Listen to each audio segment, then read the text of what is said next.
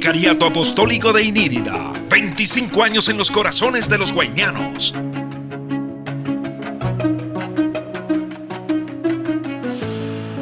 Hola, ¿qué tal?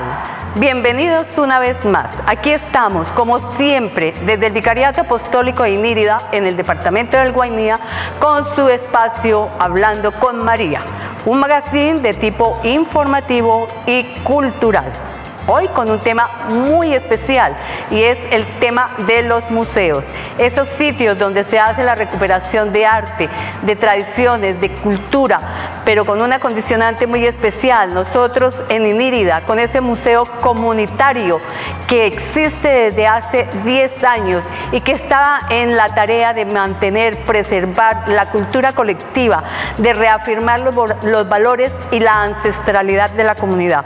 Como ustedes bien lo saben, Inírida, en el departamento del Guainía, o mejor, el departamento del Guainía tiene una población eminentemente étnica, donde tenemos 14 pueblos indígenas con una variedad de dialectos y una riqueza ancestral inmensa. Pero que no sea yo quien esté contando este tema, sino mis invitados. Hoy tengo dos invitados especiales para que conversemos sobre el Museo Comunitario de Inírida. Un programa diferente pronto está por comenzar, un magazine informativo de cultura y sociedad. Para hablar de todo un poco yo los quiero invitar a que sigan bien atentos porque ya va a comenzar Hablando con María. Hablando con María. Hablando con María. Hablando con María. Para hablar sobre el tema, tengo dos invitados expertos en la materia. Ellos son Ninfa Ester Rodríguez Valencia, formada en Administración de Empresas, líder emprendedora de las mujeres y además gestora cultural reconocida por el municipio de Inírida y por el Ministerio de Cultura. Y al profesor Arles Tobar, quien es magíster en problemática, él es licenciado en educación básica primaria, además rector del colegio Los Libertadores, donde con una característica muy especial funciona una parte de este museo comunitario y es la parte viva del museo, donde se tiene la preservación de las plantas medicinales con las que se ha venido trabajando a lo largo de muchos años y que hoy día forman parte del museo. Pero que no sea yo quien esté contando del tema, sino mis invitados. Entonces, muchísimas gracias por haber aceptado la invitación a este espacio de Hablando con María. Sean bienvenidos y comencemos sobre el tema. Resulta que el museo lleva 10 años de fundación. ¿Cómo hacen ustedes para tener 10 años de existencia? ¿Cómo es la parte económica, la parte operativa? ¿Es un museo con ánimo de lucro o cómo se mantienen? Bueno, muchas gracias por la invitación a este espacio. Para nosotros es muy importante darle a conocer a la ciudadanía, a la comunidad, el proceso cultural de gestión que venimos adelantando a través del Museo Comunitario. Esta iniciativa nace de un grupo de personas de manera voluntaria, voluntariados que amamos la cultura, que amamos el arte. Entonces, de ahí nace eso. También pues es una necesidad identificada en el departamento, porque pues la necesidad es regional, no contamos con un museo local.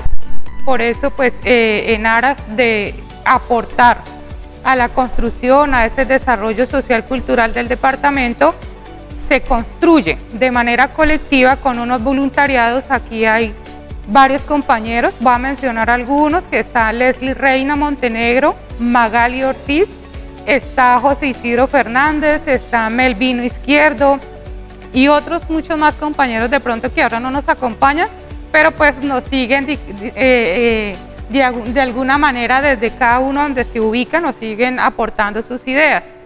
Es así que nos organizamos, hacemos un comité que así se llama, como Comité Comunitario de Museo de Inírida, y empezamos a construir una propuesta muy innovadora de pronto que es muy poco conocida, hasta ahora se está como visibilizando eso, que se llama puntos vivos. ¿Sí? Puntos vivos. El museo es comunitario que se compone de varios puntos vivos. ¿Cuántos puntos vivos tiene? En este momento el museo cuenta con 4 puntos vivos, ¿sí? Que podemos ubicarlos aquí en el colegio, en Tierra Alta con Sonidos de la Selva, Amarrú, que se encuentra en el Coco, en la comunidad del Coco, y el punto central que se encuentra en la biblioteca Gabriel García Márquez de aquí del municipio. Sí, Ninfa y Esperanza. Es importante resaltar el hecho de su nacimiento, porque inconformes un poco por la manera en que se estaba manejando la cultura, que solamente llegó el presentación de proyectos del Ministerio de Cultura y era un activismo y no era algo constructivo, algo que trascendiera. Entonces, inconformes con eso, comenzamos, por eso hablamos de cerca de 10 años de existencia, cuando eso no se hablaba de este tipo de museo comunitario, no se hablaba, era algo muy novedoso y eso fue, por eso irrumpió mucho y en Colombia son muy pocos los museos comunitarios. ¿Cuántos museos tenemos en Colombia de este tipo? Bueno, yo no tengo el dato Creo preciso. que más o menos como con 4 museos de esta tipología, más o menos. O sea que nosotros somos privilegiados en tener este punto de museo. Sí, somos pioneros prácticamente. Entonces, pues, y más aún donde nosotros dijimos no tenemos que ver la cultura muerta, porque nosotros no estábamos conformes de que, primero, la cultura se estaba debilitando, la autóctona, la cultura autóctona, las personas, nuestros habitantes propios, la lengua ya no la practicaban y ya no se reconocía todas sus historias, todo su pasado. Entonces dijimos vamos a recuperar y por eso en el museo comunitario tenemos esos 4 puntos vivos y que marcan la diferencia.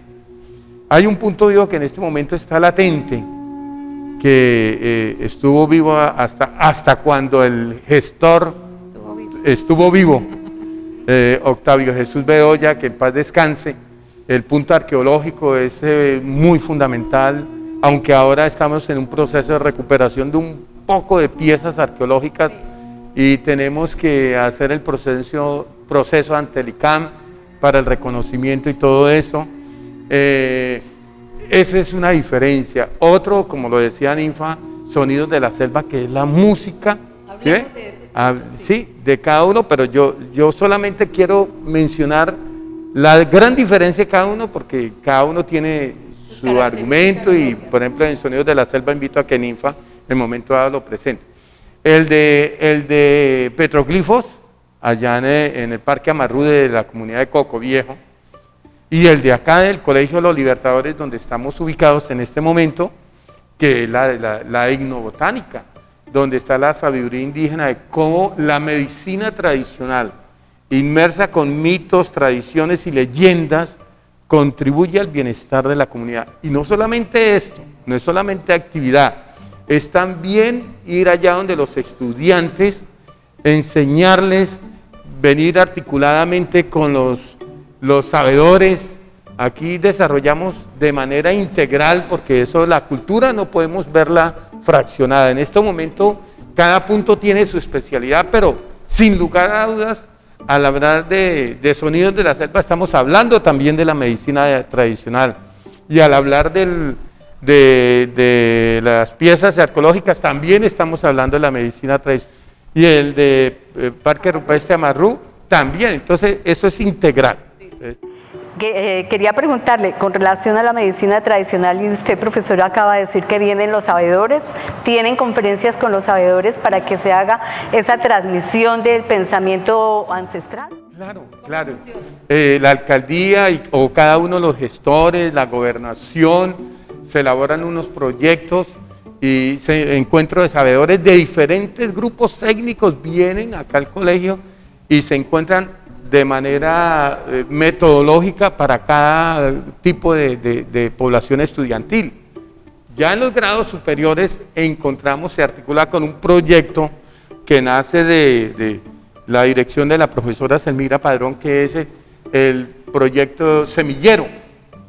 Ese semillero son los sabedores que se van construyendo desde el grado 9, porque la sabiduría indígena es muy celosa en transmitir ese conocimiento específico, porque se puede utilizar para bien como también se puede utilizar para mal.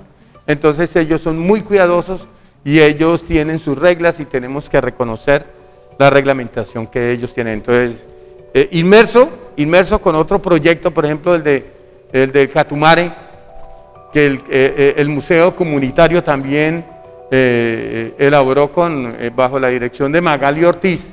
Entonces se presentó y se distribuyó por todas las instituciones educativas. Es donde tiene todos los elementos de la cultura propia, que se debe hacer énfasis en la estructura curricular en cada institución educativa. Hay desde la parte de canciones autóctonas, mitos y leyendas, todos los instrumentos de su vida diaria que nosotros comúnmente o comercialmente le decimos que son artesanías, pero son instrumentos de trabajo. Sí, exactamente. Entonces, pues en esa parte, de verdad que el Colegio Los Libertadores es muy abanderado de este proceso de la parte de la etnobotánica, sin desconocer que hay otros colegios que también lo hacen. Pero creo con toda la estructura, no, y menos articulado como una propuesta para la comunidad a través del museo comunitario. Interesante esto, porque se están articulando entonces no solamente los saberes y conocimientos ancestrales, sino que también se está haciendo una integración de todos los grupos técnicos, es incluyente, es inclusivo, forma parte de la cotidianidad viva de la cultura. ¿Cómo funciona esto de Sonidos de la Selva, Ninfa? Antes de enfocarme en Sonidos de la Selva, también quería hacer un apunte, ¿por qué se llaman puntos vivos? ¿Sí?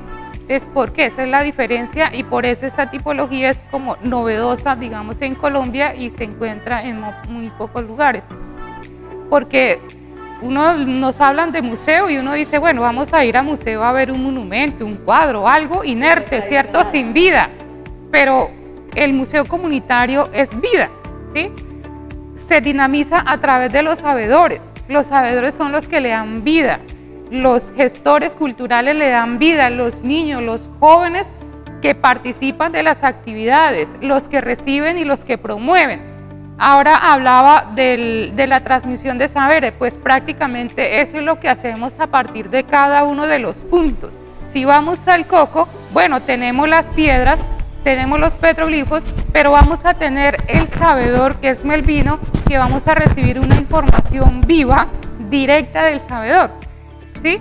Si vamos a ir a Sonidos de la Selva, bueno, ya hablando del punto de Sonidos de la Selva, la gente dirá, bueno, voy allá, ¿qué veo? ¿Sí? Entonces, es el saber vivo, ¿sí? El sabedor ahí enseñando cómo es la interpretación de estos instrumentos tradicionales, porque en eso nos enfocamos en Sonidos de la Selva, es revitalizar, fomentar, que se apropie la juventud de todo este saber, porque mire la pandemia cómo nos ha afectado, se nos ha llevado una cantidad de sabedores y nuestra juventud o nosotros mismos nos quedamos sin conocer esa tradición tan importante que es la que finalmente nos identifica a nosotros como indígenas frente a otra cultura, es portar esa tradición, pero ¿de qué manera la vamos a aportar? De una manera viva, ¿sí? O sea que ustedes allá tienen una especie de escuela musical donde se hace la transmisión del conocimiento en el manejo de los instrumentos y de las canciones, de los rituales de la música y del canto. Así es, nosotros año a año hacemos unos encuentros en el mes de agosto para celebrar el Día Internacional de los Pueblos Indígenas a través de un proyecto que es cofinanciado por el Programa Nacional de Concertación. Allí propiciamos todo ese espacio de diálogo, de reflexión, de construcción en torno a toda esa manifestación cultural. Entonces, ¿cuál es la estrategia?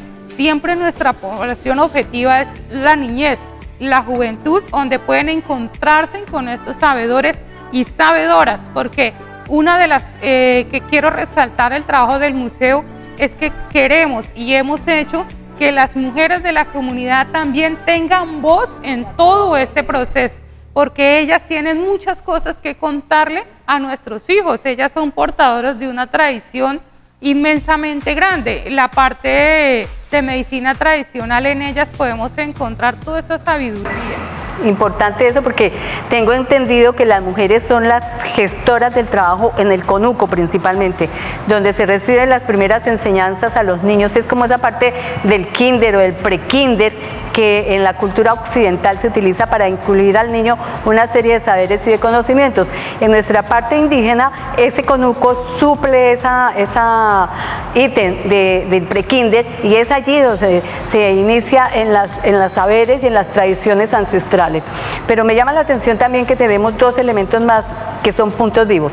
Uno, como ya decía el profesor Arlés, es el de los petroglifos, ubicado en la zona indígena, porque esa es la zona indígena, un resguardo indígena en el Coco, que tiene una cantidad de identificativos a nivel de las rocas asentadas sobre las riberas del río.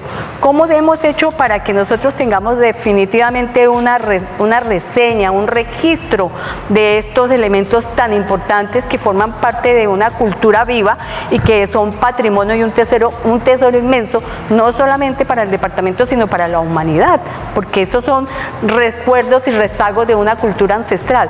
¿Cómo los están preservando y cómo está haciendo un reconocimiento, una reseña de toda esta... Yo antes de llegar a responder esa pregunta, Esperanza, quiero precisar que la fundación de la creación del Museo Comunitario fue el 12 de junio del 2012.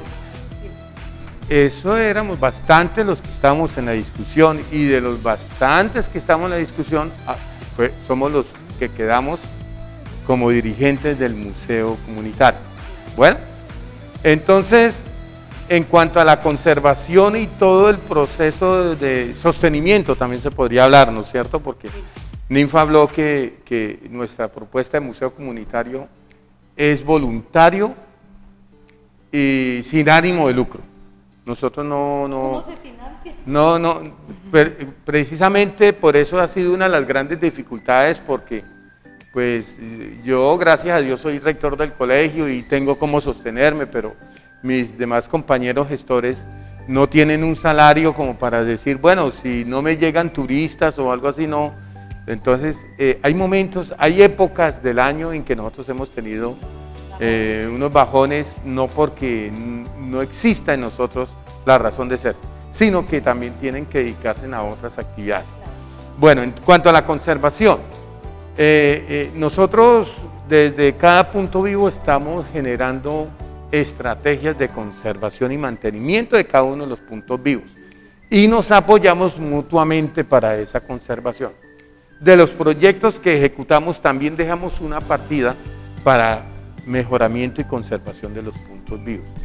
Algo importante, que es algo que trasciende, es que nosotros hemos tenido el apoyo, lógicamente, del Ministerio de Cultura, pero de manera permanente del Museo Nacional. El Museo Nacional tiene un software que se llama Colecciones. Esas colecciones es un programa que tienen a nivel mundial, y nosotros ya tenemos una información cargada allá en Colecciones. Uno entra ahí a Museo Comunitario de Guainía y encuentra la información.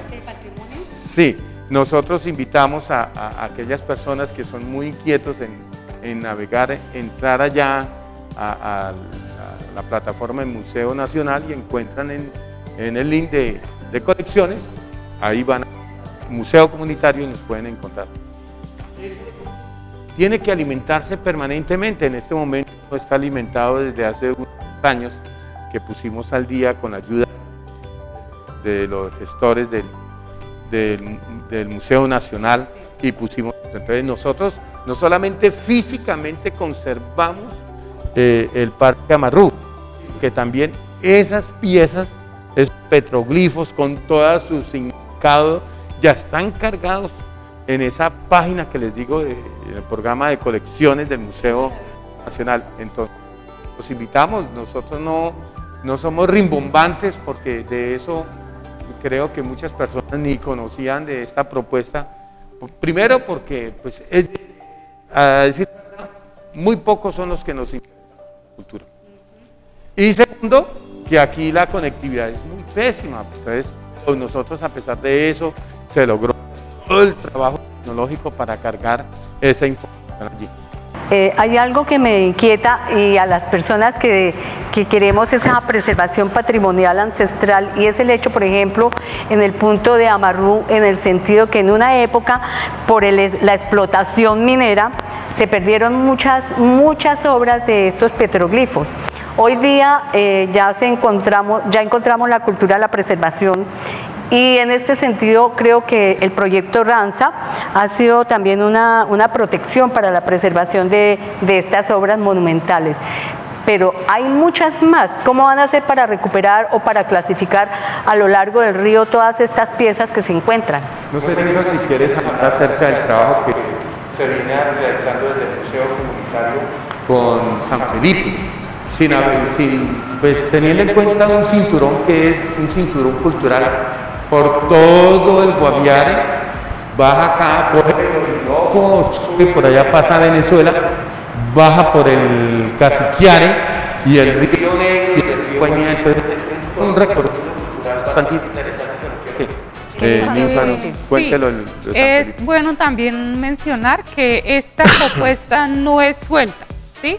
Esta propuesta del Museo Comunitario tiene como decía el profe, tiene un acompañamiento permanente del Museo Nacional a través del doctor José Bernardo, y ahorita que estuvo el viceministro de Cultura de visita a nuestro departamento, precisamente se le manifestó esta inquietud por el deterioro que ha tenido, que ha sufrido algunos de estos petroglifos. Y entonces pues hablamos con el viceministro y se le manifestó esa inquietud de cómo hacer una gestión más efectiva el acompañamiento del ICANN para poder hacer todo este mapeo para el registro, para la identificación. ¿Sí? A lo que tengamos nosotros, digamos, esa respuesta positiva del Ministerio del Área de Patrimonio, del Ministerio de Cultura, nosotros tenemos que empezar a hacer un tema de socialización, de concertación con las comunidades, porque muchas de estas piezas están en resguardos y comunidades indígenas. Entonces hay que hacer primero toda una sensibilización. Ya hemos avanzado mucho acá en el municipio porque hemos estado dando talleres de capacitación en cuanto tiene que ver con todo el patrimonio material y el patrimonio inmaterial. ¿Sí? Entonces en ese orden de ideas nos toca hacer todo ese trabajo comunitario de concertación, que las comunidades sean conscientes de ese valor que tienen ahí en la comunidad, pero que también es importante que se encuentre registrado, amparado, para que no sufra estos daños, ¿sí? Después de que estos sitios o estas piezas estén registradas en el ICANN, pues ahí están amparadas y no puede venir de pronto cualquier persona a destruir. En cuanto a la minería, también desde museo hemos tenido acercamiento con algunos personajes que se dedican a la minería, haciendo esa sensibilización. Si encuentran un hallazgo, si una pieza o algo, pueden hacerlo en donación. Aquí al museo se le da todos los créditos a la persona que entrega esa pieza en donación al museo. Eso es, digamos, temporal, porque obviamente tenemos que hacer todo el proceso en el marco legal para que estas piezas no corran el riesgo de ser decomisadas. Es muy importante lo que está diciendo Ninfa, porque definitivamente con el ejercicio de la minería, todos sabemos que aquí en el departamento se practica la minería y que hay minería aluvial y minería de cielo abierto, a cielo abierto. Infortunadamente es tan importante esto del patrimonio cultural que ya en el mundo existen los cazatesoros. No sé cómo ni por dónde, pero ya están llegando aquí a nuestro departamento y se están sacando muchas piezas de manera ilegal. ¿Qué hacer en este sentido para que se pueda prohibir y se pueda parar este tipo de extracción de estas piezas y que las lleven a grandes partes del mundo a venderlas, porque estos son tesoros con unos precios incalculables que aquí en el departamento la gente no sabe, no cuida, por esa misma razón. Entonces, ¿qué hacer? ¿Qué está haciendo el museo para preservar la fuga de estas piezas y controlar esos cazatesoros? Esperanza, la Coordinación de Cultura Departamental ha venido realizando los diferentes comités, los diferentes consejos, y yo hago parte precisamente del Consejo de Patrimonio, Consejo Departamental de Patrimonio. Y antes de llegar a darle la respuesta precisa, quiero decirles a todos que el Parque Amarrú, a fin del año pasado, a comienzo de hubo una invasión donde se utilizaron las mismas piedras como soporte para construir balnearios y todo esto, y ya estamos próximos en recibir un Ministerio de Cultura, que como está dentro del resguardo indígena, para ver cómo se puede conservar, sí, sensibilizar para que se conserve desde la misma comunidad. Entonces, esperamos pues de que sigamos haciendo todo el proceso. Creo que tenemos 4 puntos vivos. Ya hemos hablado de la selva viva, que es la parte musical, la recuperación de la música, del canto, de la riqueza de tradiciones. Ya hemos hablado de Amarrú, que es ese centro arqueológico importantísimo del cual tenemos que hacer una recuperación importante y la reclasificación de los vestigios que aún hay a lo largo del río. Hemos hablado también del punto vivo que existe aquí en el colegio con la preservación, uso y manejo de las plantas medicinales a través de los sabedores con experiencia viva en los estudiantes. Nos falta un punto muy importante y es el de las piezas arqueológicas. ¿Cuántas piezas arqueológicas tenemos en el momento? ¿Cómo se están manejando? Porque yo tengo entendido que una pieza con esos años de antigüedad tiene que tener un manejo especial de luz y de humedad para que no se vayan a dañar, para que no se vayan a reventar. ¿Cómo se está manejando este acervo de piezas y cuántas tenemos a la fecha? Pues al momento, yo puedo decir que al momento, hasta cuando estuvo activo el punto, porque en este momento no se ha reactivado, son aproximadamente en unas 300 piezas que se tienen ahí, se conservan, se tienen unas vitrinas. Hay otras que no necesitan de tanta conservación, las características propias en que están dadas, entonces no requieren más que su limpieza y algunos conservantes propios de la madera o de la piedra, no requieren mucho. Por ejemplo, partes óseas también, las coronas. Sí, también. Que son delicadas, de plumas, de tejidos, de fibras naturales, ellas tienen que tener una preservación, porque si no se pudren y se pierden, como los vestidos. Definitivamente el ejercicio de este museo comunitario es una labor tesonera, es una labor de constancia y de permanencia.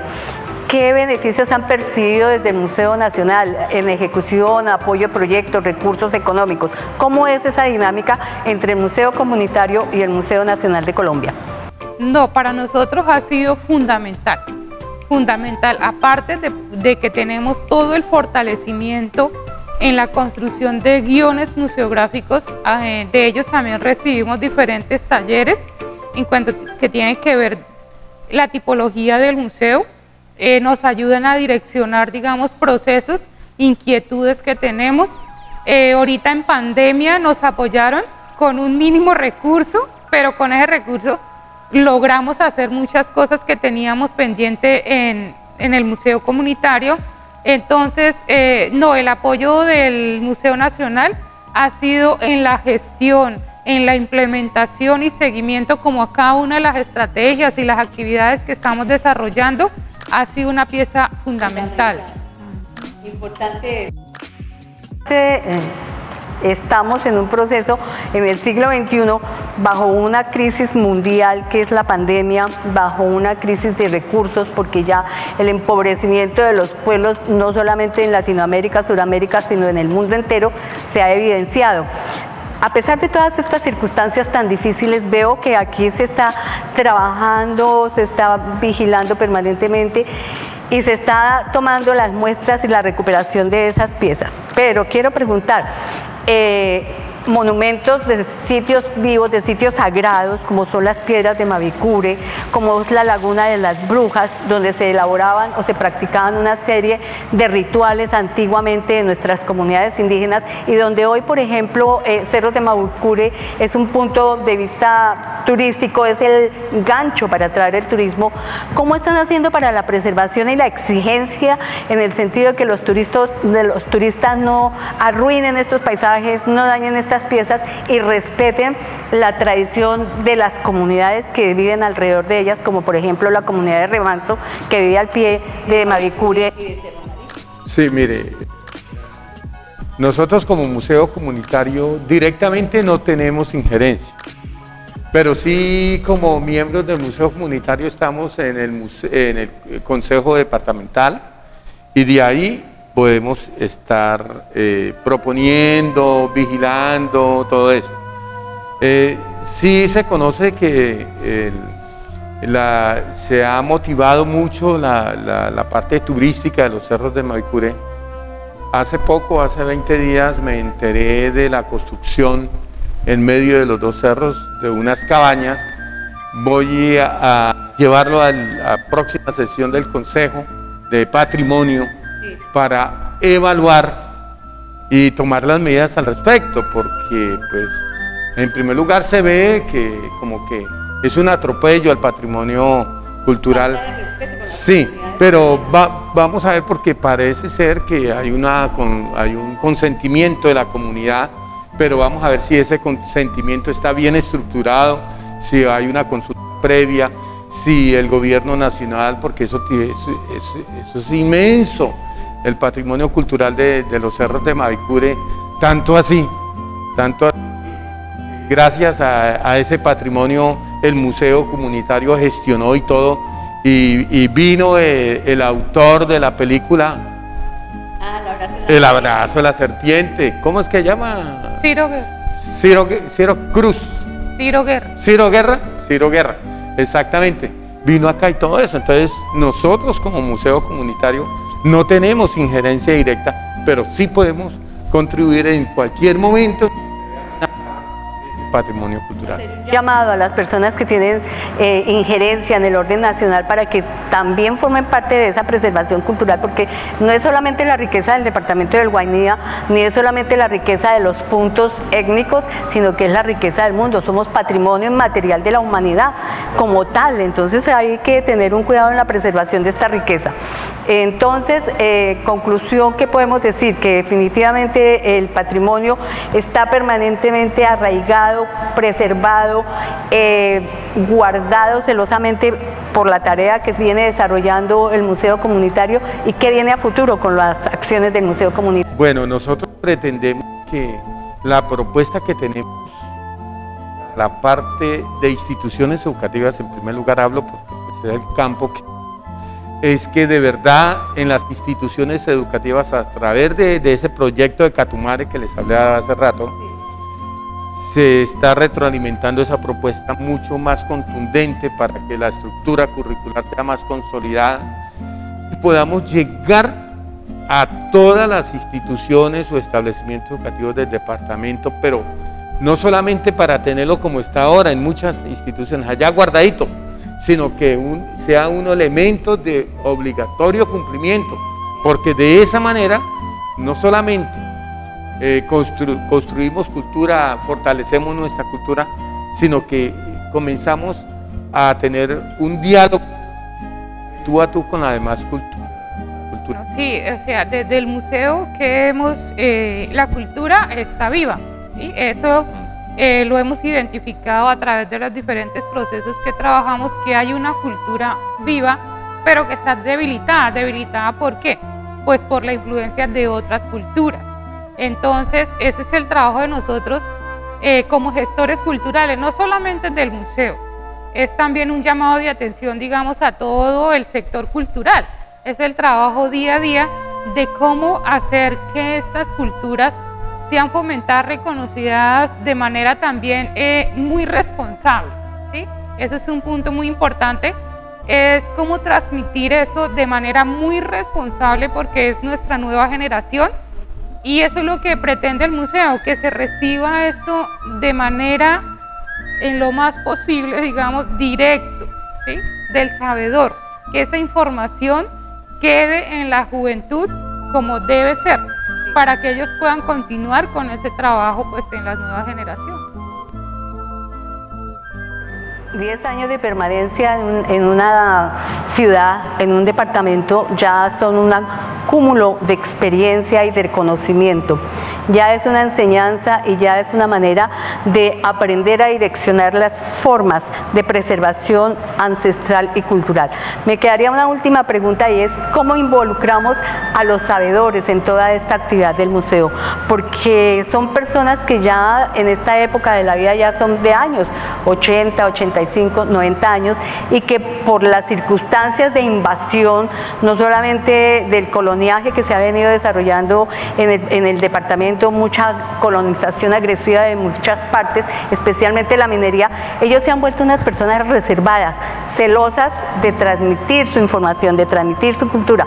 ¿Cómo están haciendo para que estos sabedores se sensibilicen y ubiquen en sus niños de sus diferentes grupos étnicos? ¿Quién es el que tiene esa capacidad para asimilar toda esa formación como lo hacen en otras culturas del mundo, que apenas nace el niño le identifican un conocimiento y lo forman? ¿Cómo hacer para que nosotros aquí en nuestro departamento podamos incidir en esas nuevas generaciones, en esas generaciones jóvenes que están saliendo y que están independientes? ¿Cómo hacer para que ellos recuperen y se sensibilicen de que este es un patrimonio del mundo, que esta es una impronta de identidad, de pertenencia a un grupo social, a un país? ¿Cómo hacer? Como lo mencionaba anteriormente, esta propuesta nace de una necesidad identificada, ¿sí? Ahí pues parte todo eso, de ver toda esta problemática cultural, el desarraigo, digamos, que de una manera se ha presentado, cómo se vinculan los sabedores. Hay el trabajo arduo que ha tenido todos estos años el museo. Hemos identificado sus sabedores que portan viva esos saberes, ¿sí? Entonces, ellos son los que le dan vida finalmente a todos estos puntos, porque de una manera presencial ellos transmiten a los niños. Por eso nuestra población primaria, digámoslo, en esta estrategia es la niñez y la juventud, porque esa es una estrategia que los sabedores tienen ese encuentro y están transmitiendo todo este saber, todo ese potencial cultural, ese bagaje cultural. Entonces, de esta manera, como hemos logrado que ellos sean los actores principales, los protagonistas, les hemos dado esa importancia, esa relevancia en el proceso, pues ellos no se niegan a aportar a este proceso. Bueno, creo que hemos tenido una conversación muy grata con estos invitados, con Ninfa y con Arlés, con el profesor Arlés. Nos han llenado de una información muy valiosa, muy enriquecedora para el mundo, porque el mundo entero reconoce hoy día que ese patrimonio ancestral, ese patrimonio cultural de nuestros antecesores es muy valioso en la formación de un hombre nuevo con un pensamiento nuevo. Que esos valores que en una época se manejaban, hoy tienen que ser recuperados, que hoy tienen que ser transmitidos, que no podemos perder esa genialidad de la ancestralidad y de la cultura, porque eso es lo que nos da el arraigo, lo que nos da la antecedencia y la pertenencia a un pueblo, a una nación. Ninfa, muchísimas gracias por estar aquí en este espacio de Hablando con María con esta información tan valiosa. Profesor Arlés, igualmente, muchísimas gracias. Ustedes, amigos, quiero que disfruten al máximo de este espacio y que recuerden que Hablando con María siempre está de manera permanente para llevar hasta ustedes una información y un mensaje de formación y de validez contemporánea. Creo que nos vemos en otra oportunidad. Muchas gracias. Y a ustedes, amigos, recuerden que en la próxima semana, Hablando con María, viene con otro tema de interés, pero no me voy antes sin decirle que por favor dé el dedito de me gusta, toque la campanita para que reciban nuestras informaciones y recordarles que Hablando con María es un espacio del Guainía para Colombia y de Colombia para el mundo. Hasta una próxima oportunidad. Vicariato Apostólico de Inírida. 25 años en los corazones de los guainianos.